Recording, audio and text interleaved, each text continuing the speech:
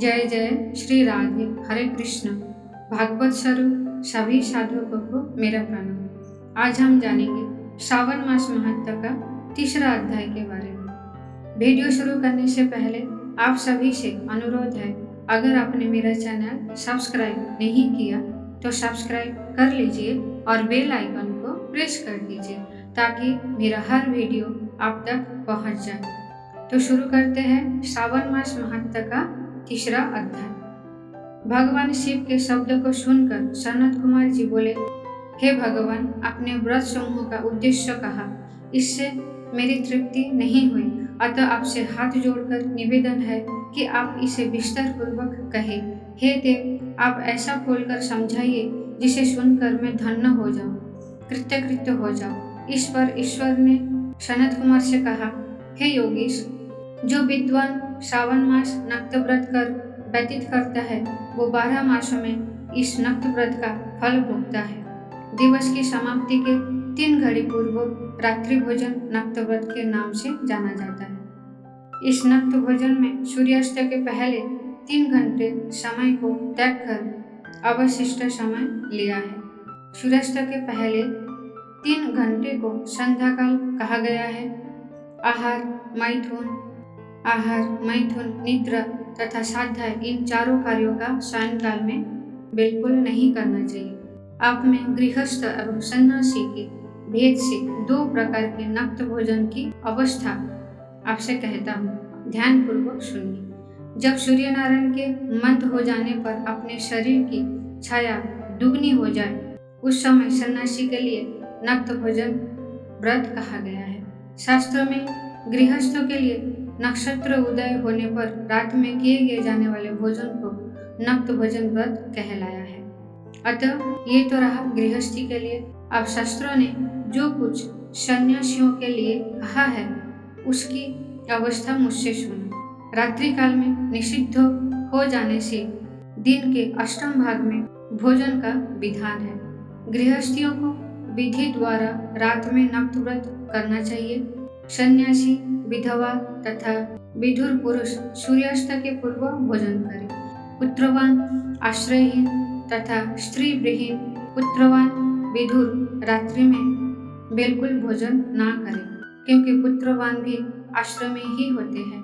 विद्वानों को चाहिए कि स्वाधिकार अनुसार नक्त व्रत करें। श्रावण मास में नक्त व्रत करने वाले प्राणी को उत्तम गति की प्राप्ति होती है।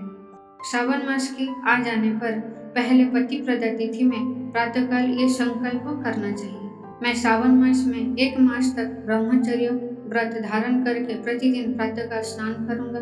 नक्त व्रत, रात्रि शयन और प्राणियों के साथ दया का व्यवहार करूंगा। प्रभु, यदि मैं इस व्रत के आरंभ होने के पश्चात और इसकी समाप्ति से पूर्व मर गया तो हे दीनानाथ जगतपते, उस समय आपके प्रसाद से मेरा ये व्रत परिपूर्ण हो। इस प्रकार मास के आरंभ में संकल्प करके नक्त व्रत करना चाहिए। भगवान शिव ने कहा, इस प्रकार नक्त व्रत करता हुआ व्यक्ति मुझे अति प्रिय हो जाता है। अतिरुद्र से ब्राह्मण द्वारा स्वयं रुद्र का 1 मास तक जो अभिषेक करता है, हे ब्राह्मण, उस पर मैं अत्यधिक प्रसन्न होता हूँ, क्योंकि जैसा कि आप जानते ही है, मुझे जलधारा अति प्रिय है। या रुद्र का हवन करें, क्योंकि वो मुझे भी प्रीति वाला है। इस मास जो प्राणी अधिक स्वादिष्ट भोजन या उपयोग की जो वस्तु हो उसे संकल्प द्वारा ब्राह्मण को देकर उसका त्याग करे, वो मुझे बहुत प्रिय है। हे ऋषिराज, अब मैं तुमसे उत्तम लक्ष्य पूजा की विधि कहता हूँ, सुनो।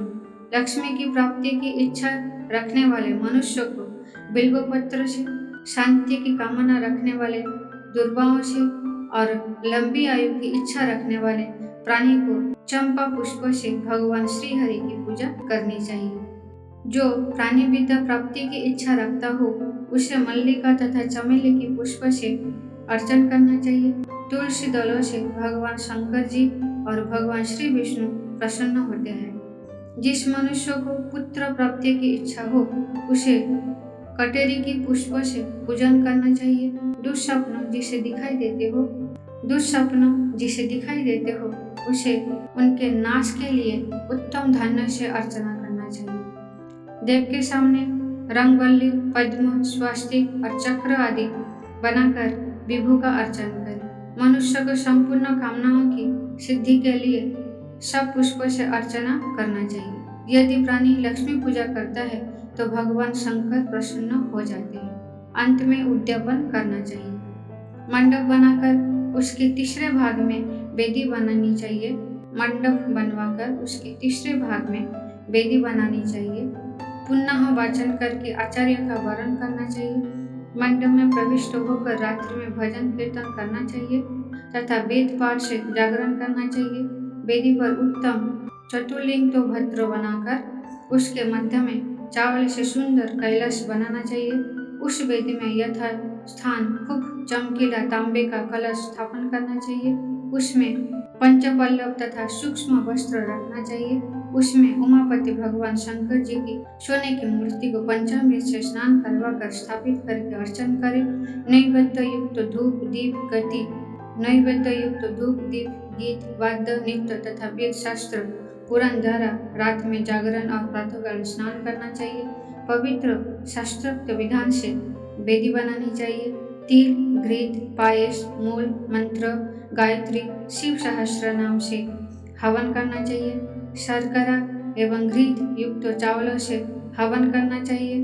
फिर हवन कर पुण्य आहुति कर देनी चाहिए। प्रातः वस्त्र अलंकार भूषण से आचार्य का अर्चन करना चाहिए। ब्राह्मण का पूजन करके उनको दक्षिणा देनी चाहिए।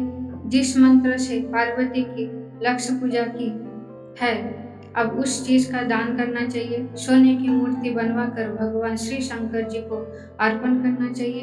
यदि 1 मास तक दीप जलाया हो तो उसे दान में दे देना चाहिए। संपूर्ण इच्छाओं की पूर्ति के लिए सोने की बत्ती, चांदी का दीप बनवाकर गो घृत से संयुक्त करना चाहिए। देवता से क्षमा प्रार्थना करने के बाद सब ब्राह्मणों को भोजन कराना चाहिए। हे मुनि श्रेष्ठ, इस प्रकार जो मेरा पूजन करता है उस पर मैं अति प्रसन्न होता हूँ। यदि श्रावण मास में ये कार्य किए जाए तो इनके करने से अनंत फल की प्राप्ति होती है।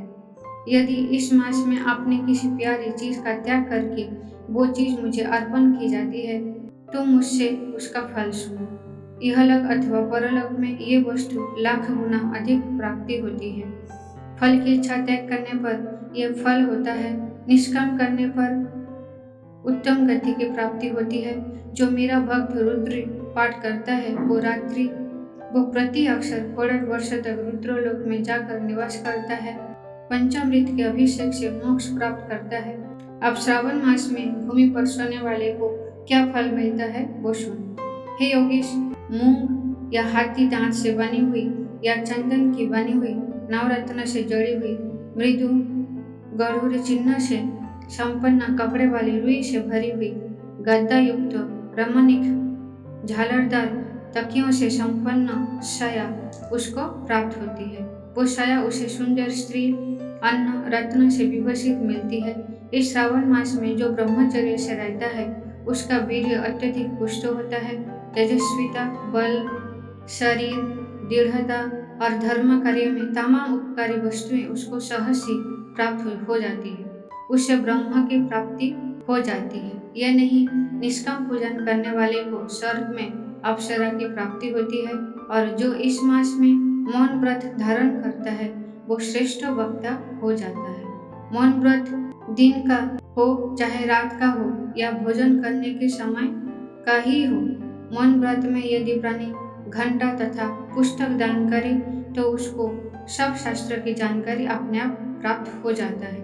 वो मौन व्रत के प्रभाव से बृहस्पति के तुल्य बुद्धि वाला हो जाता है। मौन व्रत वाले का किसी से झगड़ा बिल्कुल नहीं हो पाता। अतः श्रावण मास महत्व का 3रा अध्याय समाप्त। आप प्रेम पूर्ण हृदय से अपने आराध्य भगवान का चिंतन करते हुए बोलिए जय जय श्री राधे। हरे कृष्ण।